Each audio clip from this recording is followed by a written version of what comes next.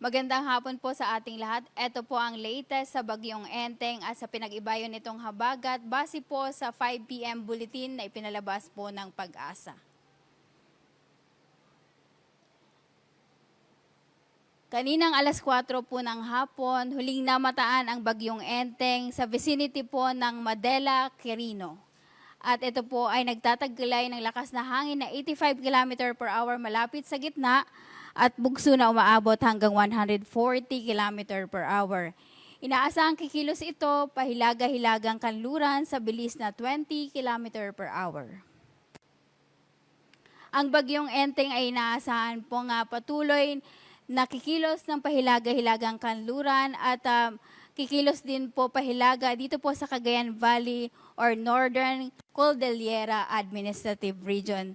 Habang tuloy-tuloy po itong kikilos palikod dito po sa may Babuyan Channel by tomorrow. Samantala dito naman po sa bahagi po ng West Philippine Sea, ito po ay mag-westward by Thursday, by tomorrow afternoon to Thursday. At inaasahan din pong ito po ay mag-exit ng Philippine Area of Responsibility ng Wednesday morning or afternoon. Ang Enteng po ay inaasahang mamimaintain ang tropical storm category habang ito po ay nagtatraverse dito po sa northern Luzon area at inaasahan din po ito ay mag-intensify bukas ng hapon at magiging severe tropical storm ng bukas ng hapon din po hanggang gabi at magiging typhoon category naman ng Huwebes.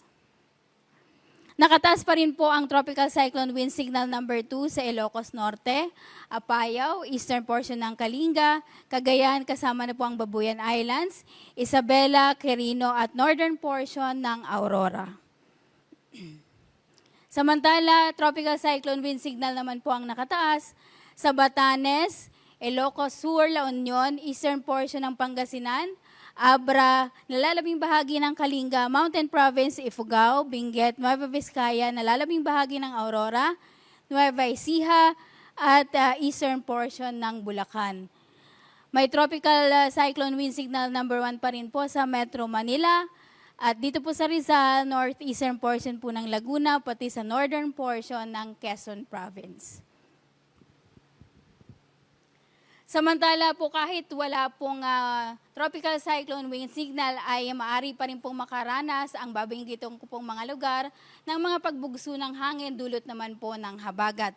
Ngayong araw po asahan po ang mga pagbugso ng hangin dito po sa Ilocos Region, Aurora, Zambales, Bataan, Bulacan, Metro Manila, Calabarzon, Mimaropa, Bicol Region at Visayas. Bukas naman po ay may mga pagbugso ng hangin sa Ilocos Region, Nueva Vizcaya, Quirino, Zambales, Bataan, Aurora, Bulacan, Metro Manila, Calabarzon, Mimaropa, Bicol Region, Western Visayas, Negros Island Region at Northern Samar. Sa Miyerkules po ay mayroon pa rin pagbugso ng hangin dulot ng habagat. Dito po sa Ilocos Region, Abra, Benguet, Zambales, Bataan, Bulacan, Aurora, Metro Manila, Calabarzon, Mimaropa, Bicol Region, Western Visayas, Negros Occidental, hanggang sa Northern Samar.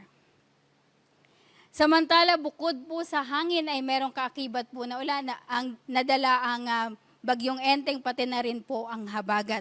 Kaya naman po asahan ang malakas hanggang sa matinding ulan po sa Ilocos Region, Nueva Vizcaya, Quirino, Isabela, Apayao, Abra, Benguet, northern at central portions ng Aurora, the northern and central portion ng Quezon Province, kasama na po ang Polillo Islands, Rizal, Laguna, Cavite, Aurora, the eastern portion of Isabela, Cagayan, kasama na po ang Babuyan Islands, Occidental Mindoro, Oriental Mindoro, Northern Palawan, kasama na po ang Calamian, Cuyo, at Cagayan Silio Islands.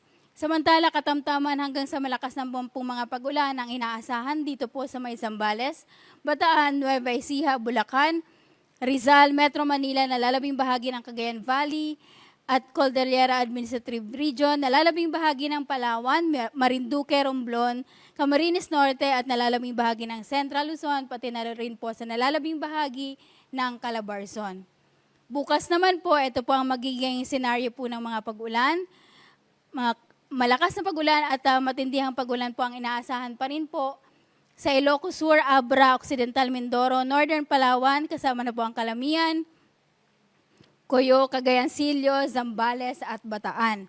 Katamtaman hanggang sa malakas namang mga pag-ulan ang inaasahan po sa nalalabing bahagi ng Ilocos Region, Benguet, Metro Manila, Calabarzon, nalalabing bahagi ng Palawan, Romblon, Tarlac, Pampanga, Nueva Ecija at Bulacan.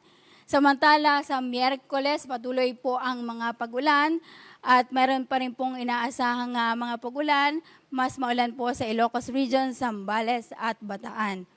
Meron pa rin katamtaman hanggang sa malakas na pag-ulan dito po sa Metro Manila, Calabarzon, Tarlac, Pampanga, Nueva Ecija, Bulacan, Occidental Mindoro, Oriental Mindoro, Palawan, Romblon, at Antique.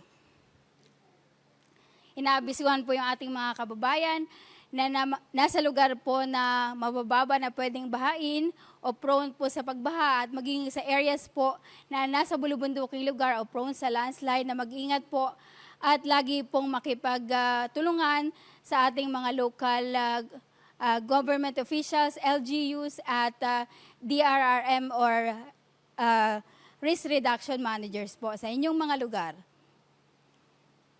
Samantala, meron naman po tayong nakataas na gale warning dito po sa areas kung saan po meron pong sa coastal areas po kung saan po nakalagay po ang pulang marka. So meron po tayong gale warning sa northern at eastern coast po ng Cagayan, kasama na po ang Babuyan Islands, Isabela, Aurora, northern coast of Ilocos Norte, ito po yung Pagudpod, Benguet at Burgos, sa Batanes, eastern coast ng Quezon Province, kasama na po ang Calawag, Lopez, Quezon Alabat, Perez, Gumaca, Plaridel, Atimonan, Mauban, Real, Infanta, General Nakar, including Polillo Islands, pati na rin po sa karagatan po na malapit po sa Camarines Norte.